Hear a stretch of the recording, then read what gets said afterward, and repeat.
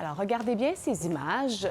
Ça s'est passé en fin de semaine, en marge d'un match de hockey. Des images d'une violence. C'est un arbitre vraiment qui se fait frapper, Colin. Donc, c'est un père qui a été arrêté à Lac-Etchemin pour avoir agressé un arbitre en marge d'une partie de hockey. Expliquez-nous tout ça.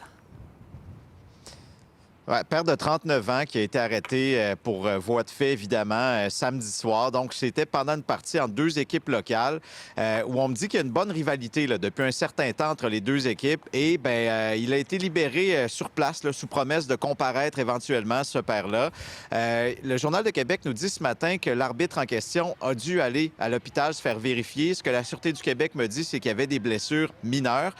Donc, écoutez, ce qui s'est passé exactement, pourquoi le père a été dans une telle colère, a commis ces gestes, ça, je ne pourrais pas vous le dire, c'est pas clair. Ce qu'on m'explique, c'est que l'ambiance était, disons, assez survoltée. Il y avait une bonne tension entre les deux équipes, à un point tel où on avait appelé la Sûreté du Québec à l'aréna de Lac-Etchemin avant le match, là, en prévoyant le match, parce qu'on savait qu'il y avait des tensions entre les deux équipes, entre les deux foules. Ça a été utile, comme vous voyez dans les images.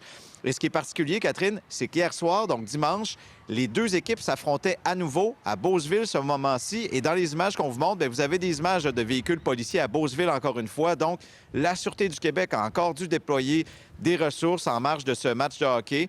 Finalement, d'ailleurs, l'équipe dont l'enfant du père agressif jouait a perdu hier soir pour l'anecdote, là, je vous le dis. Mais bref, c'est quand même une situation particulière. Ça a été condamné par beaucoup de gens, d'intervenants évidemment, notamment la ministre du Sport au Québec, qui dit qu'on ne veut pas de comportements comme ceux-ci. On peut écouter des réactions d'un arbitre de la région et d'une mère de famille aussi. Le papa en question attendait les arbitres en arrière de la porte quand la porte allait ouverte. Puis, dans le fond, il a ramassé l'arbitre. Puis, toxique. C'était quelque chose. J'en reviens pas de ce qui se passe en ce moment. Les jeunes, là, ils veulent juste arbitrer puis essayer de payer leur avenir. Spianato, ils ont à peine 18 ans. Ça n'a aucun bon sens qu'on fasse ça.